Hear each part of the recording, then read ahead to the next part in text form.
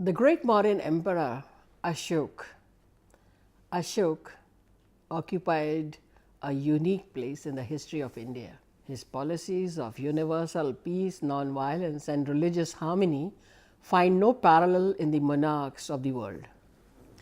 Ashoka stands out as a monarch who combined successful kingship with idealism and philosophy. Like other rulers, Ashoka too began his reign with war. The conquest of Kalinga, however, the mindless destruction of life and property in this war shattered him so greatly that he vowed never to wage any war again. Instead, he adopted the policy of Dhamma Vijaya, that is, conquest through Dhamma. In his 13th major rock edict, Ashoka has said the true conquest is by piety and virtue. Such a decision taken by a king who lived in an era where military might was the measure of power earned him a unique place in history. Ashoka was a true humanist. His policies were oriented towards the welfare of his people. His Dhamma was based on social responsibility. Besides giving importance to respecting Brahmins and servants, obedience to elders, abstention from killing living beings, Dhamma also asked people to live in religious harmony. It combined in itself the good points of all sects. Ashoka proved to be a tolerant monarch who, although himself a Buddhist, never sought to impose his personal religion on his subjects. In his 12th major rock edict, he states that in honoring of other sects lie the honor of one's own sect. As a king, Ashoka set a very high ideal for himself. He saw himself as a father and the subjects as his children. He communicated his thought and philosophy to his people by inscribing them on stone pillars and rock surfaces. These edicts are remarkable examples of Mauryan architecture and also of engineering skills.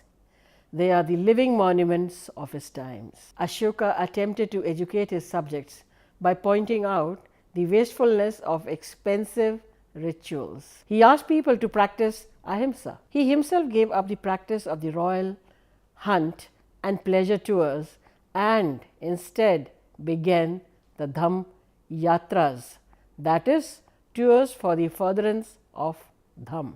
By giving his empire a common Dhamma, a common language and practically one script, that is Brahmi, he brought further political unification. India has been a secular country since the Buddhist age. Though he himself became a Buddhist, he did not impose it on the others, but followed a tolerant religious policy. He made gifts and grants to non-Buddhist as well as anti-Buddhist.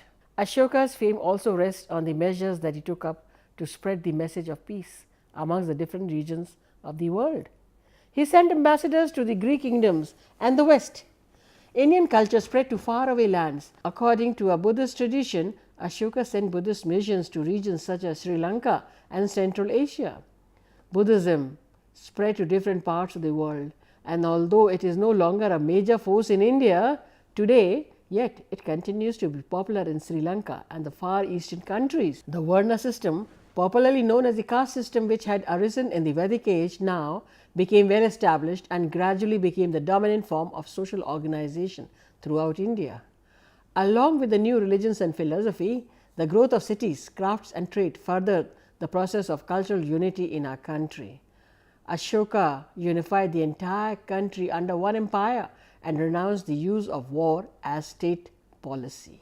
On the other hand, he says that he strives to discharge the debt he owes to all human creatures. The Mauryan contributed greatly to art and architecture also. This was very significant, and Ashoka is known to have built about 84,000 stupas to commemorate various events of Buddha's life.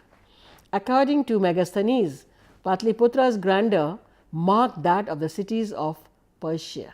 Ashokan edicts were inscribed on stone pillars that were made of single columns of polished sandstone and had capitals on the top. The best preserved of all Ashokan edicts stands at Lauria Nandangarh in Bihar. This 32 feet tall column has an almost 50-ton seated lion capital placed on its top, an engineering feat worth admiring. The bull capital from Rampura is also another fine example of Mauryan sculpture. The most famous capital is the one at Sarnath, which shows 4 lions and the Dharma Chakra. You must be familiar with this, as this has been adopted as the national emblem of the Republic of India. Besides pillars, Mauryan figures have also come to light. The most well known of these is the Yakshani from Didarganj.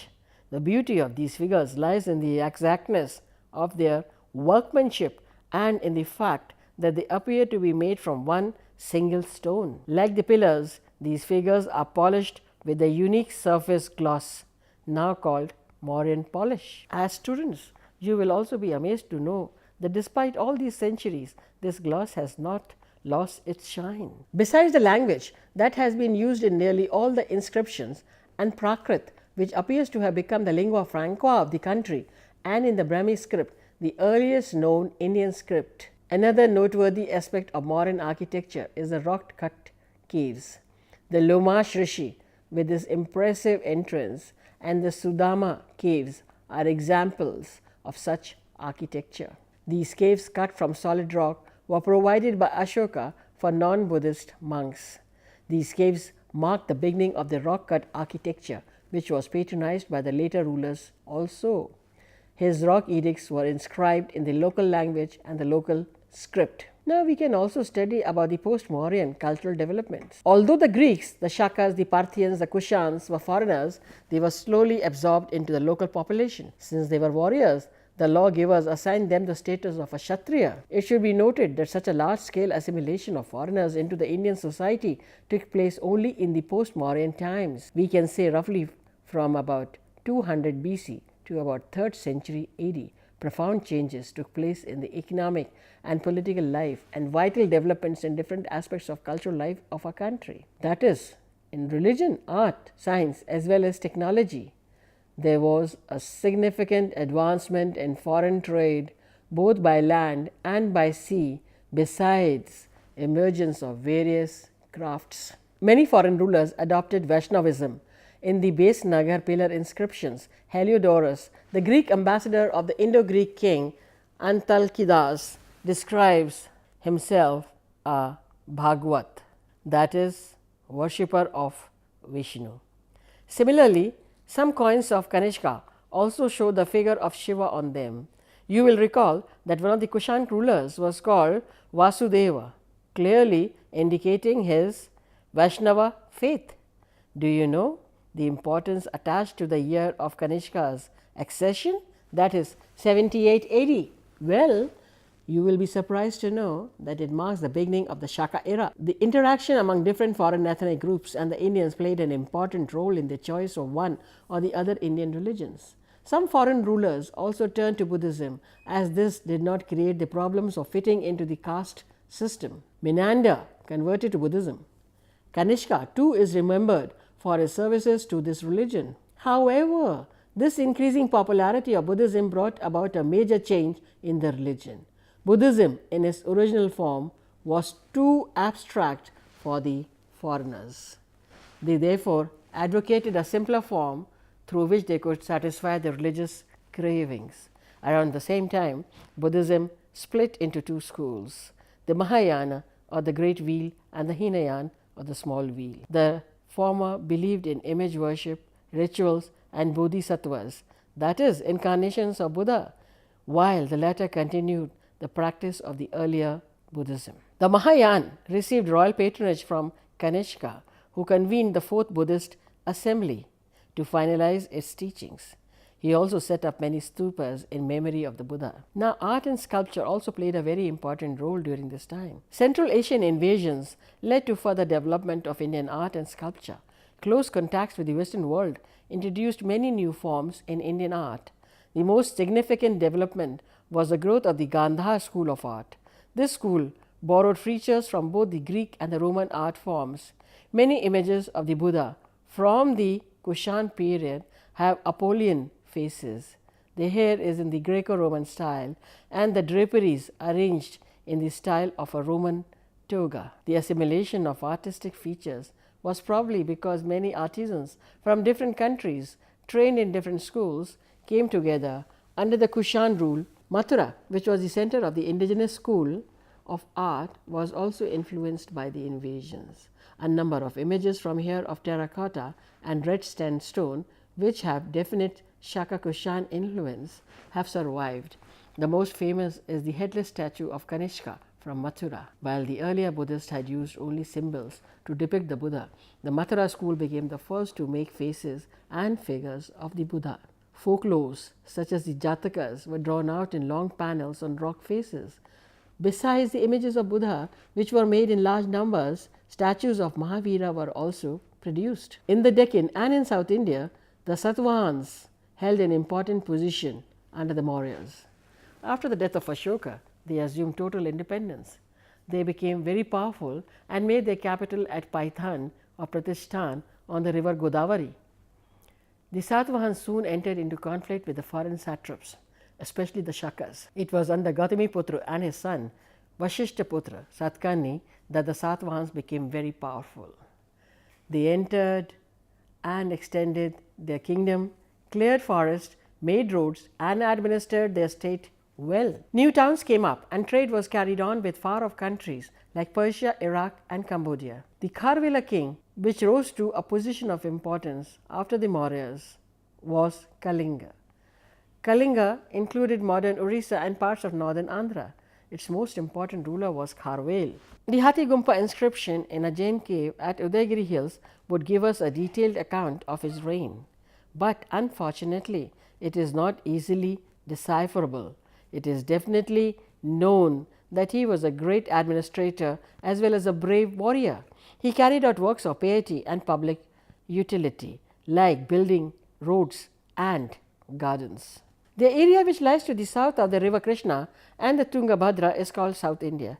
It was the region of the Cholas, the Cheras, and the Pandyas, who were constantly at war with each other. The main source of information about these kingdoms and the life of the people is the Sangam literature.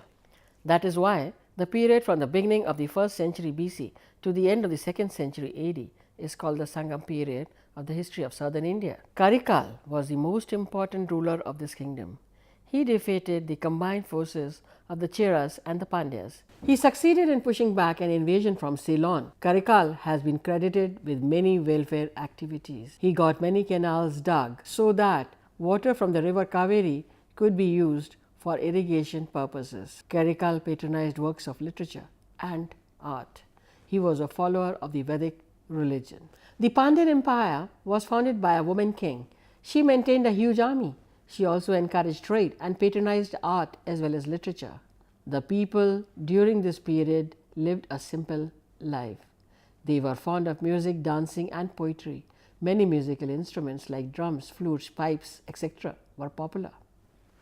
Most of the people lived in valleys and a majority of them were farmers. Others were herdsmen. They were artisans and craftsmen who also mainly lived in the towns. They were merchants, especially in the coastal areas, and trade was carried on by sea. The Greeks, the Kushans, the Shakas, and the Parthians were all called Yavanas. They soon merged with the Indian society and adopted Indian names and intermarried. Even their coins started carrying the images of Indian gods like Vishnu, Ganesha, and Mahesh. The fact that they had adopted the Indian society easily may explain why foreigners patronized Buddhism. The age of Harshavardhan, King Harshavardhan decided that he must subdue the petty warring rulers and bring them under his domain. He devoted 6 important years of his life to do so. Hyun Sang, a Chinese traveler, and Banabhat, his court poet, have given detailed account of Harsha's reign. According to Hyun Sang, King Harshavardhan had an efficient government. He further tells us that families were not registered and there was no forced labor. Do you know that Harsh built many hospitals and rest houses? He also gave grants to many religions, especially Buddhism and Hindu religion. Later in his life, Harsh became more inclined towards Buddhism. Harsha's literary activities had some important plays. Example, Nagananda Ratnavali and Priyadarsita. He collected learned men around him, as is evident from the report of Yun Sang and Ban Bhatt. Ban wrote Harsha's famous biography, Harshcharita, as well as the literary piece Kadambari. You have already studied about the Satvans, who controlled the Deccan for a long time. After the decline of the Satvans, many small kingdoms came up in the Deccan. The first one among them was that of the Vakatakas, who tried to build a strong state, but they did not last long. After the Vakatakas came the Chalukyas of Vatapi and Kalyani. Pulakesin was a powerful ruler of the Chalukyan dynasty. The Chalukyas kept fighting with the Rashtrakutas towards the north and the Pallavas towards the south. The Chalukyan rule came to an end in 753 AD, when the Rashtrakutas defeated them. The capital city of Vatapi was a prosperous one. There was trade relations with Arabia, Iran, and the Red Sea port to the west, as well as with South Asia. Pulakesin II sent an ambassador to King Khusro II of Persia. The Chalukyas patronized art as well as religion. They built temples and cave shrines in the Deccan hills. Many of the sculptures of the Ellora caves were created at the time under the patronage of the Chalukyas and the Rashtrakutas. Now, let us see about the cultural development that took place during the Gupta period. The last phase of ancient Indian history starts in early 4th century AD and ends in about 8th century AD. The Guptas built a strong and powerful kingdom, and under the political unity and state patronage that was provided by them, cultural activities increased manifold. You will recall that following the Greek invasion, various art forms in India had been markedly influenced by Greco-Roman styles. This art mainly depicted the Buddha or Buddhist thought. But during the Gupta period, art became more creative, and Hindu gods and goddesses also came to be portrayed. The artistic achievement of the age is exhibited in the delicate workmanship and the variety of designs shown in different kinds of Gupta coins. The general scheme that was followed was to exhibit the portrait of the king on one side of the coin or an appropriate goddess with her associated symbols on the other side. The king is shown in many positions: shooting a tiger or a lion, playing a musical instrument, seated on a high backed couch, etc. On the reverse, in most cases, was Lakshmi, the goddess of wealth, and in some cases Saraswati, the goddess of knowledge and arts. Besides coins, Gupta art found adequate expression in monuments and sculptures. The skilled artists of this age used their tools and skills to express the ideals and philosophical traditions of India through various art forms. They decorated even the niches and corners of religious places with statues of gods and goddesses. The images of gods were treated as symbols representing attributes associated with the gods. Hence, the gods were shown having 4 or 8 arms, in each arm carrying a symbol or an ayudha, that is a weapon, although they were depicted in human forms. Stone, terracotta and other materials were used to construct the abodes of gods and goddesses. Example of the Gupta art can be seen at the Dashavatara temple at Deoghar and the cave temples in Udaygiri hills. However, the most famous examples of Gupta art that still persist even today are the numerous seated and standing images of Buddha from Sarnath. The school of art that thrived at Sarnath provides us with some of the most pleasing and graceful images of the Buddha. Besides stone, Gupta artists were also skilled in bronze. A 2-meter high bronze image of Buddha has been discovered at Sultanganj near Bhagalpur in Bihar. Examples of sculptures and caves created during this period are traced to the famous Ellora caves. The Gupta architecture has survived in a few shrines, rock-cut caves, that is Ajanta, and temples such as the Dashavatara temple at Deoghar. These structures were mainly made of stone and bricks. Some references in the works of Kalidas give us a glimpse of the Gupta architecture. The poet has given a vivid picture of a well-planned town with network of roads, marketplaces, big sky-touching palaces and mansions with terraces. The palaces had many inner apartments. They had courtyards, prisons, courtroom and sabhagar. The veranda opened on roofs lit with moonbeam at night. The pleasure garden, which was attached to palace, contained all sorts of seasonal flowers and trees. Archaeological evidence about Gupta architecture is, however, poor. However, examples of Gupta shrines have been discovered in the jungles of central India, especially in the Bundelkhand region. These include the one at Bhitargaon in Kanpur district. Painting was an art form reached a very high level of perfection during the Gupta period.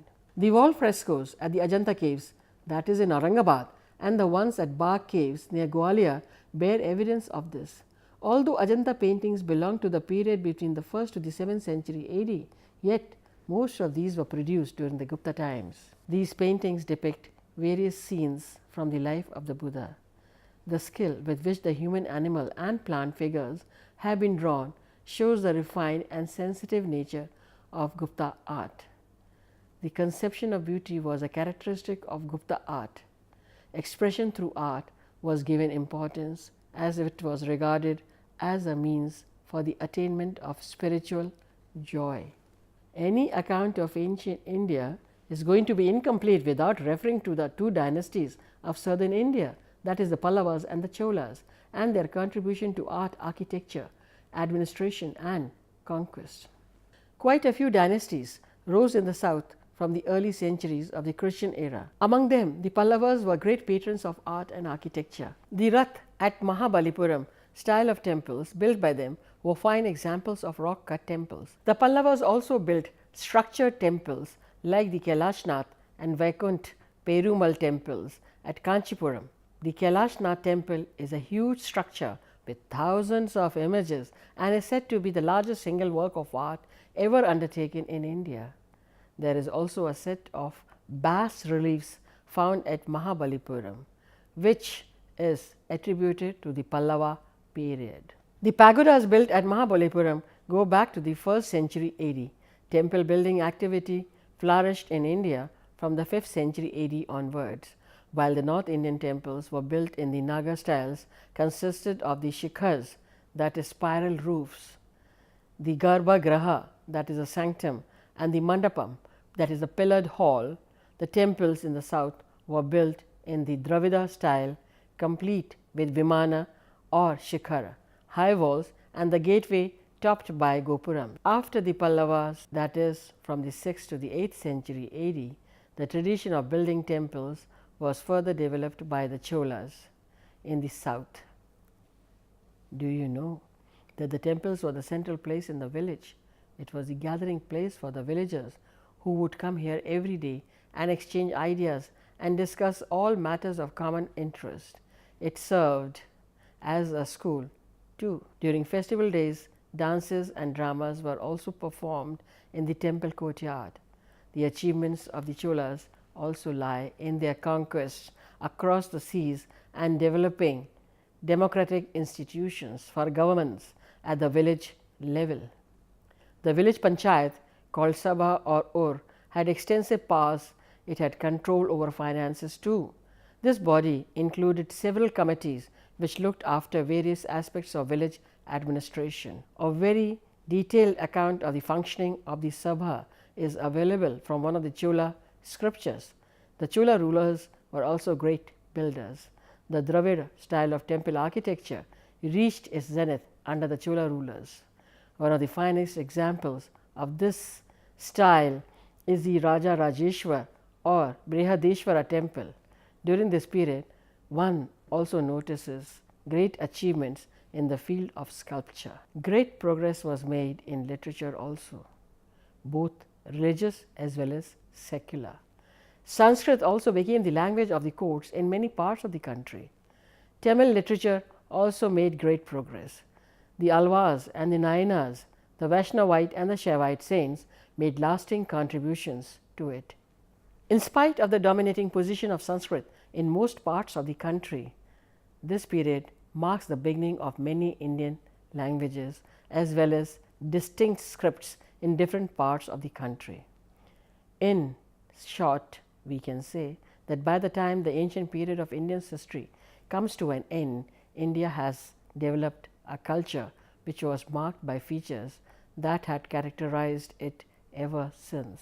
The transformation of the ancient Brahmanical faith into modern Hinduism can be regarded as the most distinguishing feature from the Gupta period onwards. Buddhism no longer received as much royal patronage as it did earlier. Brahmanism had come to the forefront. The Gupta rulers specially provided filling to the Bhagavad sect of Hinduism. They called themselves Bhagavatas, worshipped Lord Vishnu, performed the Ashwamedha Yagya, gave large donations to Brahmins and built many temples. The Purans were finally compiled in this age. Vishnu emerged as the god of devotion and came to be represented as the preserver of Dharma. Numerous legends gathered around him, and a whole Puran called Vishnu Puran was compiled in his honor. Similarly, a law book called the Vishnu Smriti was also named after him. Above all, by the 4th century AD, there came into being a famous Vaishnav work called Srimad Bhagavat Puran, which taught devotion to Lord Krishna. A few Gupta kings also were worshippers of Shiva, the god of destruction. Bhagavatism, which was a contemporary to Buddhism and Jainism in origin, and owed its birth to the stream of thoughts which began with Upanishads, reached its zenith and became the most popular sect during this age. The theory of 10 avatars or the Dash avatars of the supreme god Vishnu came to be accepted amongst them. Krishna was considered the most important. Besides Vishnu, Brahma, Surya, Kartikeya, Ganesha, Durga, Lakshmi, Saraswati and others were also worshipped, as were lesser gods like Indra, Varuna, Yama, etc. The snakes, the yakshas and the Gandharvas also continue to be revered. Even animals, plants, rivers and mountains were looked upon with reverence, and cities like Banaras and Prayag became places of pilgrimage. Idol worship became popular. Thus, the prominent features of modern Hinduism had taken its shape during the Gupta period. Although Buddhism was on its decline, yet it continued to have a great following. Besides the artistic creations of Ajanta and Ellora, the images of Sarnath, Buddha belonging to the time, show that Buddhism was also quite popular. Even Jainism commanded some following during the Gupta period. Nalanda now emerged as a center of learning during this period. It had become a great center of learning during Harsha's reign. Students from different parts of the world came here to imbibe learning. Although all the remains of Nalanda have not yet been excavated, yet the evidence of a huge complex of buildings has been uncovered. Some of these were as many as 4-story high. According to Yun Sang, Nalanda housed as many as 10,000 students. It was supported by the revenue of 200 villages. Although this huge monastic educational establishment was primarily a center for learning of Mahayana Buddhism, yet the curriculum included secular subjects as well. Grammar, logic, epistemology and sciences were taught here. Students were encouraged to develop a spirit of inquiry and reasoning. Active discussions and debates were taking place. Harsha is said to have invited 1,000 learned monks of Nalanda to take part in the philosophical assembly at Kannauj. In his account, Yun Sang has given a detailed account of Nalanda. This university continued to be the center of intellectual activity till the 12th century. According to tradition, Christianity was brought to India by Saint Thomas in the 1st century AD. According to legends, the Parthian king Gondophanes sent a messenger to Syria to look for a skillful architect who would build for him a new city. This messenger returned with St. Thomas, who converted him and many members of his court to Christianity. It was most probably the frequent trade and movement between India and the West which was responsible for bringing this disciple of Lord Christ to India. The merchants, traders and even craftsmen frequently traveled along popular land and sea routes. St. Thomas preached Christianity in many parts of India.